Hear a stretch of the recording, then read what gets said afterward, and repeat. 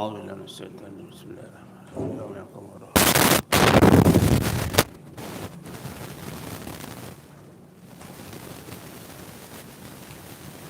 السلام عليكم ورحمة الله وبركاته.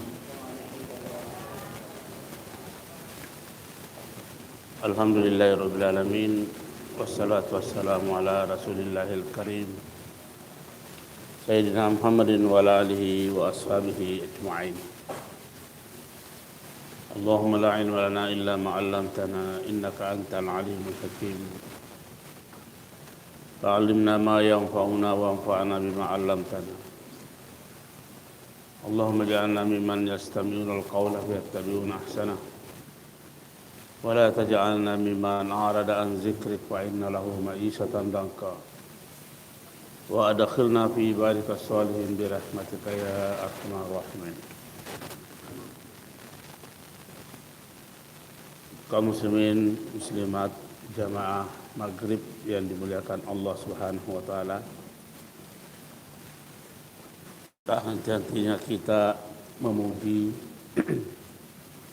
bersyukur atas segala nikmat yang Allah anugerahkan kepada kita. Begitu pula kita tak henti-hentinya berupaya meningkatkan intensitas salawat kita kepada Rasulullah sallallahu alaihi wasallam. Tentu harapan kita, doa kita kiranya ditakdirkan menjadi umat Rasulullah yang memperoleh syafaatnya. Insyaallah pada malam hari ini kita akan membaca surah Al-Baqarah ayat 111.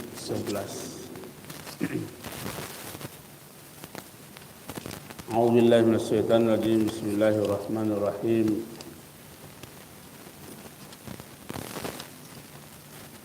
Ayat 112. Bala man aslama wajhahu lillahi wa huwa muhsin falahu ajruhu inda rabbih wala khaufun alaihim wala hum yahzanun. Tidak demikian, bahkan barang siapa yang menyerahkan diri kepada Allah sedang ia melakukan kebajikan, maka baginya pahala pada sisi Tuhannya dan tidak ada kekhawatiran terhadap mereka dan tidak ada pula mereka bersedih hati. Kita lihat ayat yang kita baca ini, di situ dimulai dengan kata bala. Apa artinya bala? Salah satu di antara sekian makna bala itu adalah menafikan,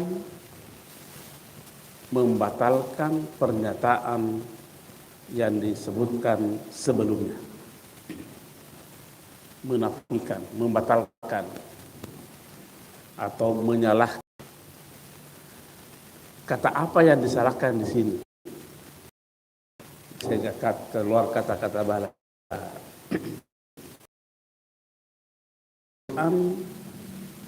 Terekam pernyataan orang-orang Yahudi dan orang-orang Nasrani.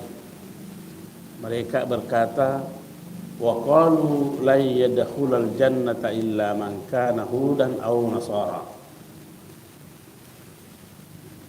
Mereka berkata, mereka itu adalah orang Yahudi dan Nasrani. Lan, sama sekali tidak bisa masuk surga kecuali orang yang mengikuti ajaran Yahudi dan Nasrani.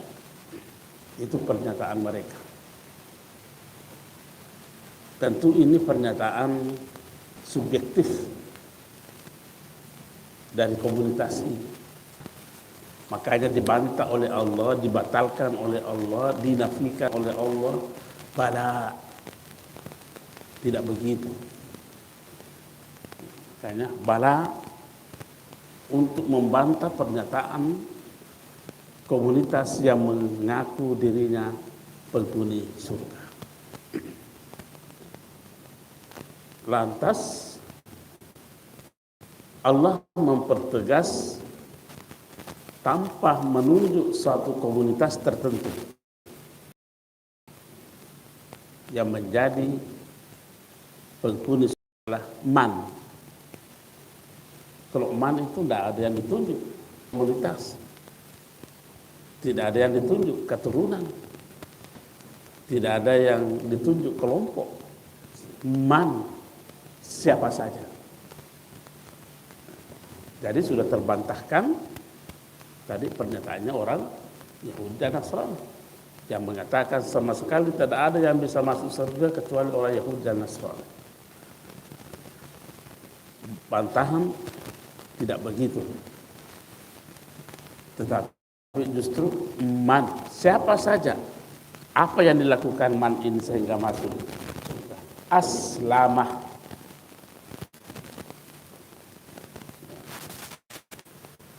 Aslama itu ya memang kalau diambilkan kata bendanya menjadi al-Islam. Tetapi mari kita lihat kata aslama itu asal katanya apa? Asal kata aslama itu atau Islam itu adalah salimah. Salimah itu artinya damai, selamat, bahagia. Jadi orang yang bisa menjadi calon masuk surga adalah orang yang besar keinginannya untuk menciptakan, untuk merasakan kedamaian, merasakan kebahagiaan, merasakan keselamatan. Salimah. Jadi kalau kita baru menikmati keselamatan, menikmati kebahagiaan, menikmati ketenangan, itu baru salimah, belum Islam. Belum. Baru salimah. Nah, kita lihat Ali bin Abi Thalib itu mencoba menganalisa kata Islam itu di dalam satu kitab yang ditulis oleh Syekh Muhammad Abdul, namanya Nahjul Balagha. Ali menjelaskan secara rinci bagaimana pemaknaan kata aslama, Islam di dalam Al-Quran. Itu tadi dimulai dari kata salimah. Jadi kalau seseorang memiliki semangat yang tinggi untuk mendapatkan, merasakan, menikmati kedamaian, itu baru salimah. Baru salimah. Belum aslama, artinya belum ya al-Islam.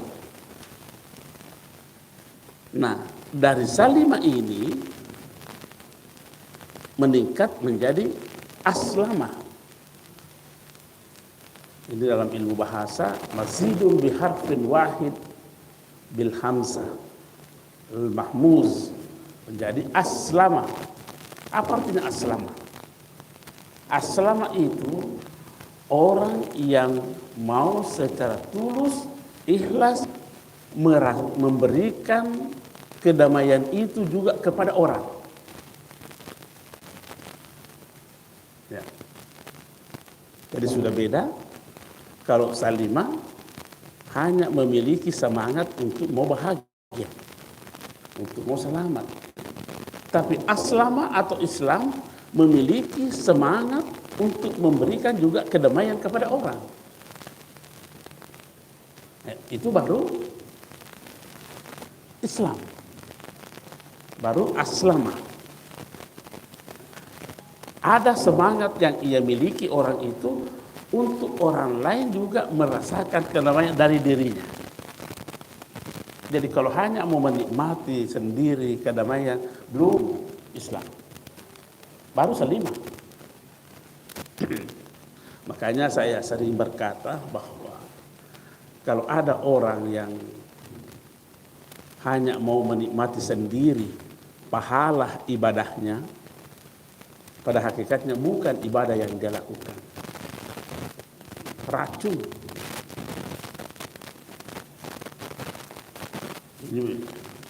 Ini boleh dikali-kali. Kalau ada orang, saya ulangi, ada orang dia hanya mau menikmati pahala ibadahnya, pada hakikatnya bukan ibadah yang dia lakukan, kebinasaan. Bagaimana maksudnya? Contoh, saya ahli ibadah, pokoknya tidak ada yang saya lepaskan. Semua semangatku tinggi beribadah, bahkan maka darmu tu kena taruh sempadan, boleh ni seret kena taruh sujud, saking semangatku ini. Tapi saya sendiri cuma mau menikmati pahalanya sembahyangku itu bukan salat itu, bukan. Kasih orang itu pahala salat yang kita dapat, kasih orang kedamaian yang kita dapat, kasih orang kebahagiaan yang kita dapat. Itu namanya aslama. Kira-kira kalau ada contoh umpamanya si A tiap bulan pergi umrah, tiap bulan pergi umrah ini, mungkin berkata, oh hebatnya ya, kesina agama, Pak tiap bulan pergi ibadah. Tapi lisu macam koceko sih, magar sendiri. Elok mungkin makanya makasih itu agama ya. Nah, sebab dia sendiri yang mau menikmati itu pahalanya umrahnya, kasih orang itu supaya orang menikmati. Nah, ini yang ditemukan dalam Al-Quran ini, man aslama, bukan man salima, man aslama, orang yang mau menyerahkan kedamaian yang ia rasakan untuk dirasakan juga oleh orang lain. Itu baru aslama. Tapi kalau dia sendiri yang mau menikmati pahalanya puasanya, pahalanya sembahyangnya, dia sendiri yang mau menikmati pahalanya sekatnya, itu barisan 5 itu. Jadi kalau begitu, kebahagiaan yang sesungguhnya adalah setelah kita tulus menyerahkan, memberikan kedamaian kepada orang. Kalau tidak, kekacauan.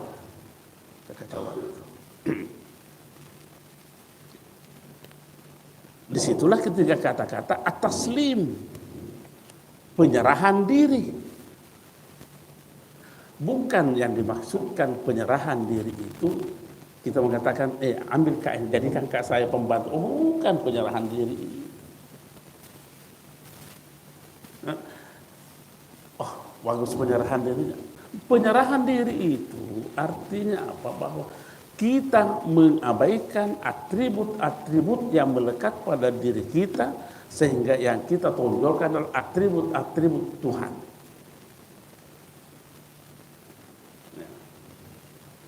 Tidak bisa kita lepaskan itu sebuah atribut kita, tapi kita bisa mengabaikan. Jadi penyerahan itu, taslim itu adalah penyerahan diri atau at-tafwid, penyerahan diri. Penyerahan diri, abaikan atribut. Contoh, mungkin contoh saja kepada saya. Suatu waktu saya panggil seseorang di kampus, sini ke dulu. Sini ke dulu. Kira-kira siapa yang mendorong saya untuk mengucapkan kata-kata itu? Sini kau dulu. Yang bekerja di sini adalah, Ruslan, tidak apa-apa kau bilang begitu karena kau seorang profesor. Jadi yang bekerja di situ siapa? Profesornya. Bisakah kita melepaskan atribut kita sebagai suami dari istri kita? Tidak bisa. Tapi kita bisa mengabaikan. Bagaimana mengabaikannya? Jangan sebagai suamimu, sebagai atributmu sebagai suami yang bekerja. Karena kalau atribut kita sebagai suami yang bekerja, mak bicara lo ke di beneta, dia gak iparenta iti beneta, pak makarki, saya kan suamimu itu, saya kan suamimu, iparenta iti beneta, selalu menonjol itu. Bagaimana mau menyerahkan diri namanya orang seperti itu?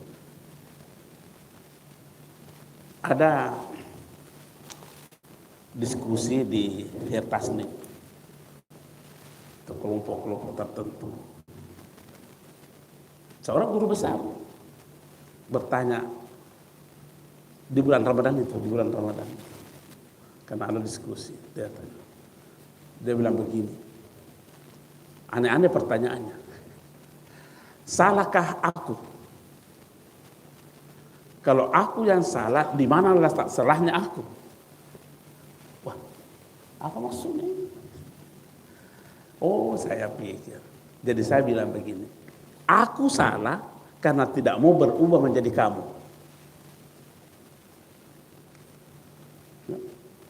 Aku salah karena dia tidak mau berubah menjadi kamu. Artinya apa? Tidak ada penyerahan diri di situ, tidak ada taslim. Coba kalau aku tetap aku, tetapi setelah aku mengenal kamu, maka aku bukan aku, tapi aku adalah kamu. Itu sudah ada terjadi perubahan penyerahan. Artinya atribut dirinya sebagai aku lepas, diabaikan karena dia adalah kamu. Aku adalah kamu. Nah, sesering apa kita berinteraksi dengan saudara-saudara kita, bukan aku, tapi kita berinteraksi, aku menjadi kamu.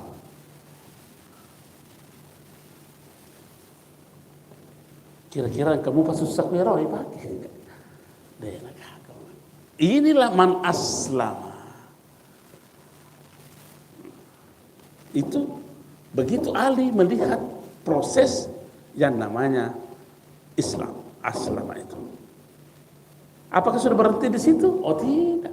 Menurut Ali bin Abi Thalib, orang yang memiliki semangat yang tinggi untuk sampai kepada at-taslim, mau mengubah aku menjadi kamu, mengubah kamu menjadi aku, adalah orang yang memiliki al-yakin. Al-yakin, ada sebuah keyakinan yang kokoh. Ada sebuah keyakinan yang kokoh.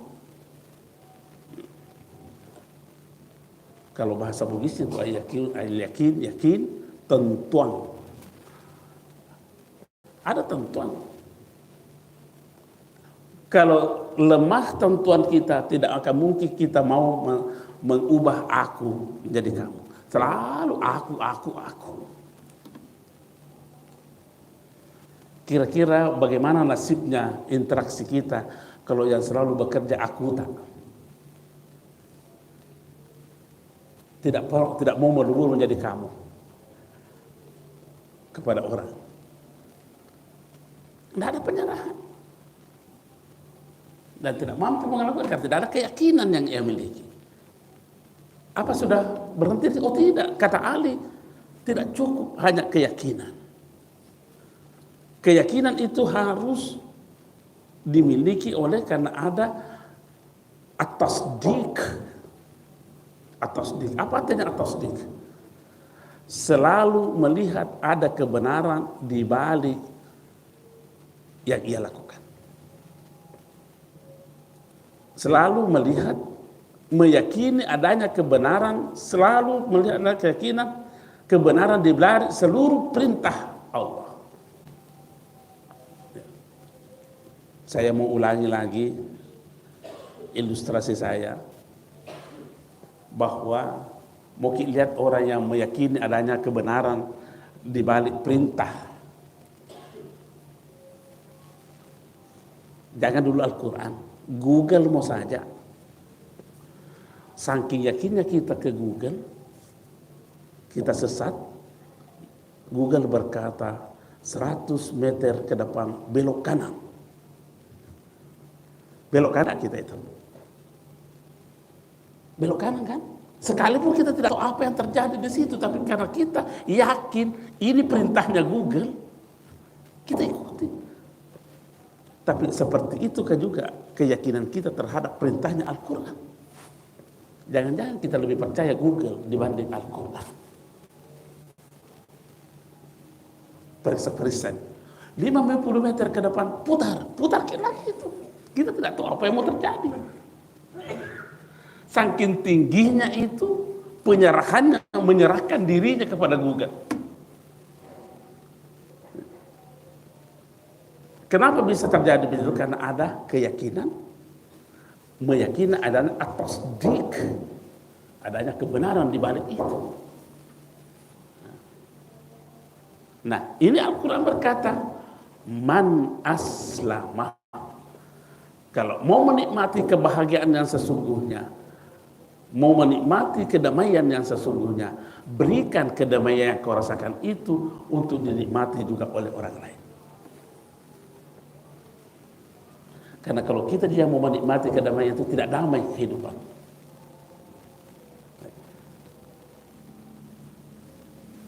Tak coba-coba pikir. Kalau kita sendiri yang mau menikmati kedamaian itu, tidak ada kedamaian. Kacau. Serahkan kedamaian itu untuk juga dinikmati oleh orang lain. Itu baru aslam. Tetapi harus terbangun dari sebuah keyakinan dan sebuah pembenaran bahwa ini adalah sebuah kebenaran mutlak. Sudah sampai di situ? Oh, belum.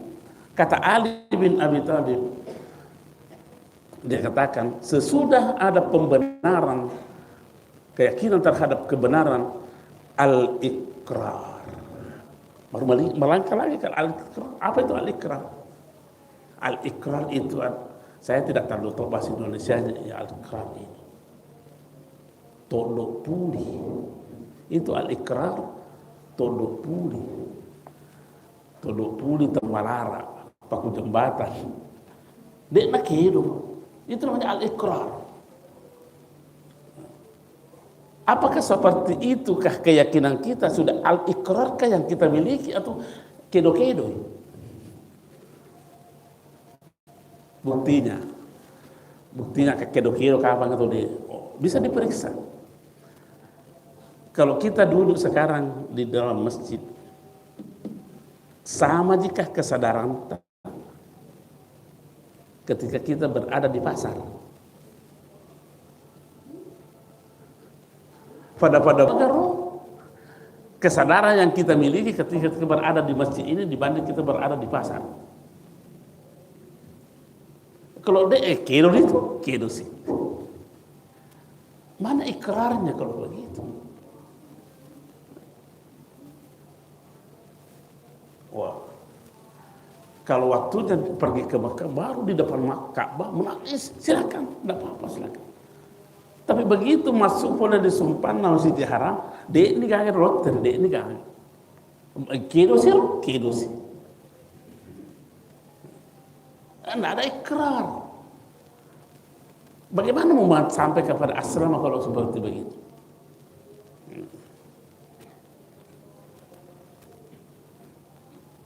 Makanya itu ada salah seorang sahabat Nabi namanya Hanzalah.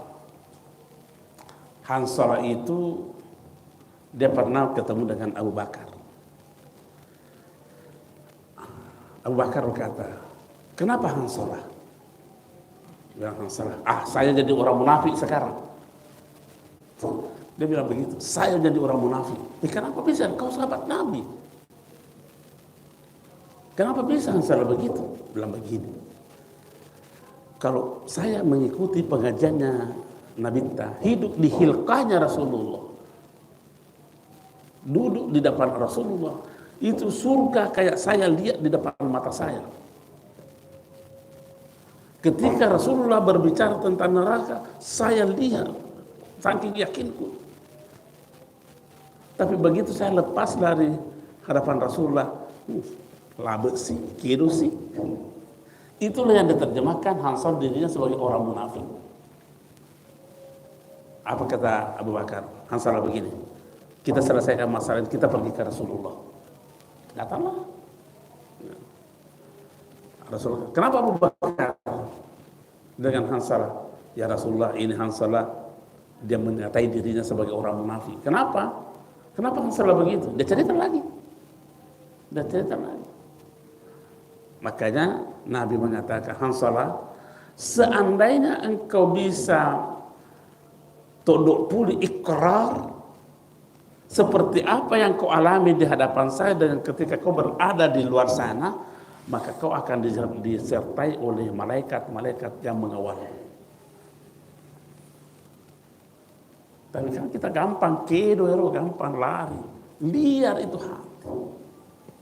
Kenapa bisa liar? Kurang zikir. Nah, itu baru sampai ikrar.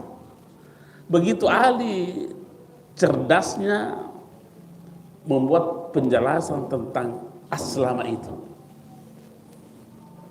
Tidak cukup hanya kepada sampai tolok pulih. Tetapi setelah itu al-ada'u. Apa itu al-ada'u? Ini juga saya tidak terlalu tahu bahasa Indonesianya ini. Itu bahasa Malundrato itu bahasa Ugi Pak Ustaz. Al-ada'u itu adalah mapasilener. Napasilener. Itu al-ada'u. Itu kan kalau kita salli pada adaan lillahi ta'ala upasilener. Itu adaan. Ia penting oleh pasilener, di pasilener ikut engkau atau keyakinan engkau tolok pula kata. Tapi ikut goyang-goyang, maksudnya itu ada terjadi. Susah. Bagaimana mau menjadi aslama kalau begitu? Apa sudah berakhir di situ? Oh, belum. Begitu ahli menganalisa. Boleh diperiksa di kitab Nahjul Balagha itu. Ya.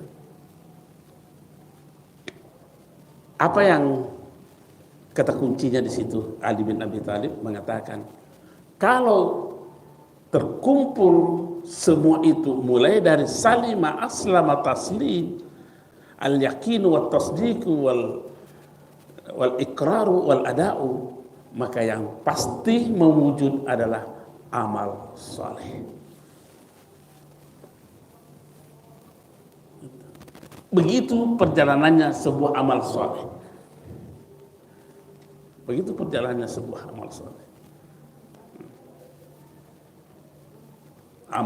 Amal saleh itu amal tidak ada sedikit pun kerusakan.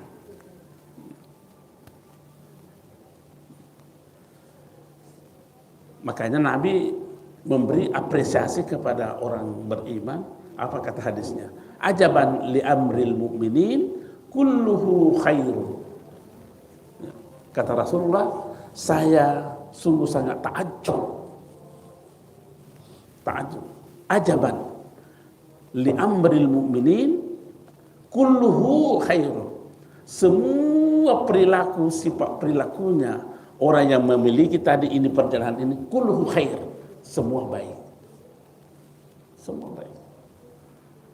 Nah, kalau begitu saya kembali lagi menyatakan hadis Rasulullah, kira-kira kalau orang yang memiliki seperti ini masih ada pertanyaannya nanti di akhirat?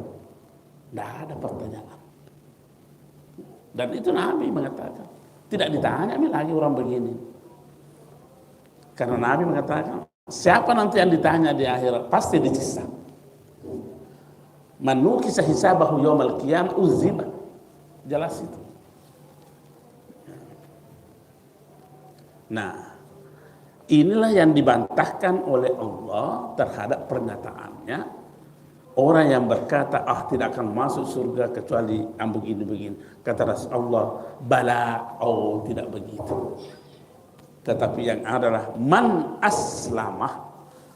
Nah, itu tadi aslamahnya itu. Man aslama wajahahu lillahi.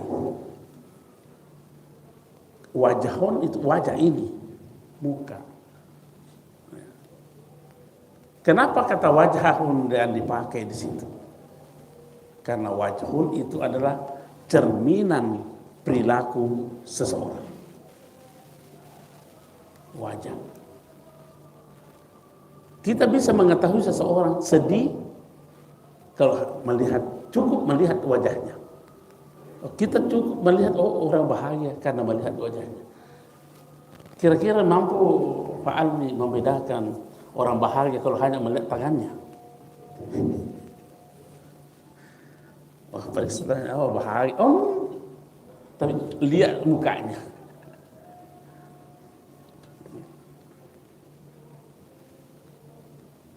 Makanya di sini dikatakan aslama wajahahu lillahi. Penyerahan total terhadap Allah Subhanahu wa taala. Ya, kembali saya mau mempertegas, penyerahan itu adalah melepaskan atribut-atribut yang melekat pada diri kita demi untuk mewujudkan atribut-atribut Tuhan. Pernahkah kita salah ucap terhadap teman-teman? Atau nanti sebentar kalau pulang dari rumah, pulang dari masjid ini, mungkin kita salah ucap terhadap anak, terhadap istri. Periksa kenapa kita melakukan itu. Pasti di sini berkata saya anu. Kan kalau ditanya, kenapa kau bilang begitu? Kan adekku. Berarti atribut kakak lagi yang bekerja itu. Atribut kakak lagi yang bekerja.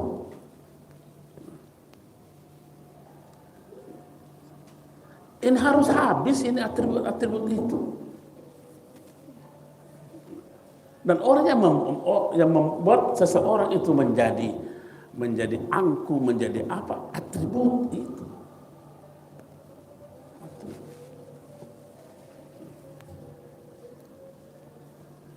Karena atribut itu selalu mencari lebih baik dibanding orang lain.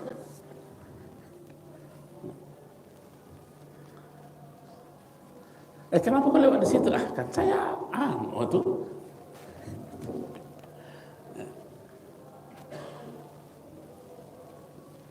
Kenapa kau parkir motor di situ? Kan itu. Padahal sudah salah ini. Terlalu melonjak. Kan saya apa ki? Saya kan penguasa di sini. Maka tidak masuk aslam orang yang begini. Man aslam wajahu. Nah, sekarang ini masih aslam ini. Memang belajar tafsir Pak memang susah itu karena begini. Harus melihat dari berbagai macam persoalan. Ini baru aslama. Syekh Muhammad bin Fadl Al-Balakhi ini baru salah seorang ulama yang kita ambil pendapatnya, yang menyatakan bahwa racunnya aslama itu setidaknya ada 4 hal. Apa yang pertama racunnya itu? Dia katakan zihabul islami min arba'atin. Saya punya kitab itu namanya Al-Mawsu'ah. Ratusan pendapat ulama-ulama tentang ini, tapi saya cuma ambil 1 saja dulu. Karena kalau itu diambil menjadi 4 semester.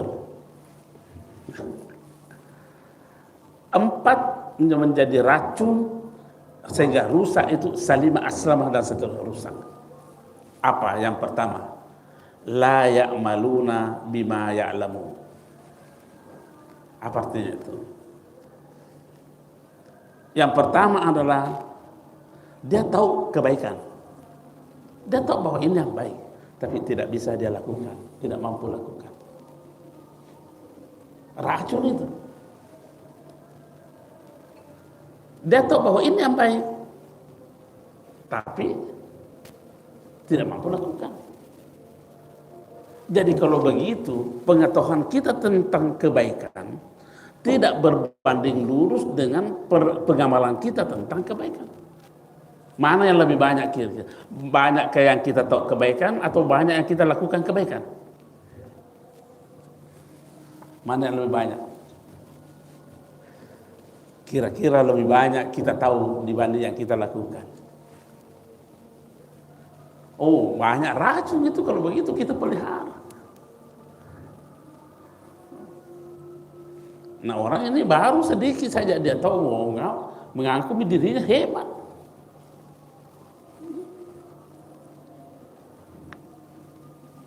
Racun itu jauh lebih banyak yang kita tidak tahu dibanding yang kita tahu. Ada ulama menafsirkan itu, wa ma utitu minal ilmi illa qalila. Kamu tidak diberi ilmu kecuali hanya sedikit. Ada ulama yang mampu mengangkakan kata sedikit, menjadikan angka kata sedikit itu. Apa katanya? Yang sedikit itu yang kamu tidak tahu adalah 99,07%. Itu yang kita tidak tahu. 99,07%. Jadi yang kita tahu berapa aja? 0,3%. Itu pun juga kalau benar.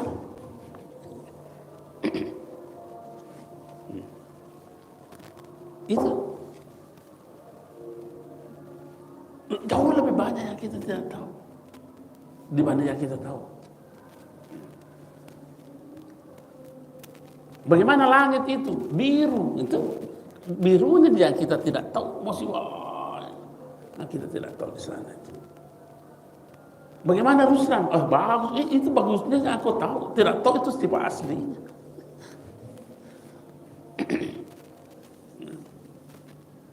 Itu racunnya pertama itu, bahwa dia tahu yang baik, tapi susah melakukan yang ia tahu baik. Yang kedua, ya'maluna bima la ya'lamun. Ya'maluna, dia melakukan sesuatu yang sama sekali tidak ada pengetahuannya tentang itu. Itu toka jili-jili namanya ini. Toka jili-jili, toka ronjo-ronjo. Orang yang suka codok dia tidak tahu masalah. Bahasa kita dengar begitu nih. Atau juga jangan sampai juga kita biasa begitu. Racun itu, racun. Perusak balaman aslama wajahahu lillah, itu perusak itu.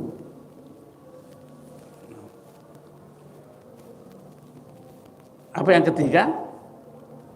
La yata'allamuna ma la ya'lamun. Tidak ada upaya sedikit pun untuk ia lakukan demi mengetahui apa yang ia tidak tahu. Tidak ada upaya. Jadi sekarang yang kita ada di masjid ini, lepas maki di situ itu, lepas maki untuk sementara itu. Kenapa? Karena kita tinggal mau mengetahui apa yang kita tidak tahu. Jadi untuk sementara ini yang ketiga ini kita sudah lepas dari itu karena kita mau mengetahui apa yang kita tidak tahu. Mudah-mudahan ikhlas sih. Ya. Yang ketiga, yang keempat, racunnya itu adalah yamna'unan nasa minat ta'allum. Melarang orang untuk mengikuti pengajian yang tidak sesuai dengan golongannya. Ya begitu, jangan gue ikut di situ. Bid'ah.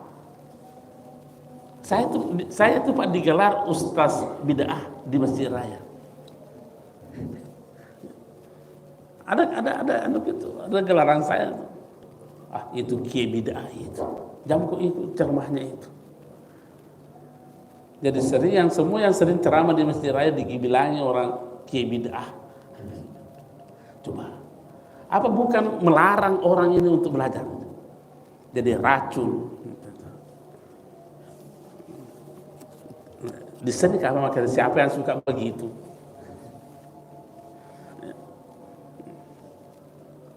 Asami kapan? Dari baru sampai kita ini balaman aslama wajhahu lillah. Belum kita bahas wa huwa muhsinun. Nanti lain kali kita bahas. Sekian dan terima kasih. Assalamualaikum warahmatullahi wabarakatuh.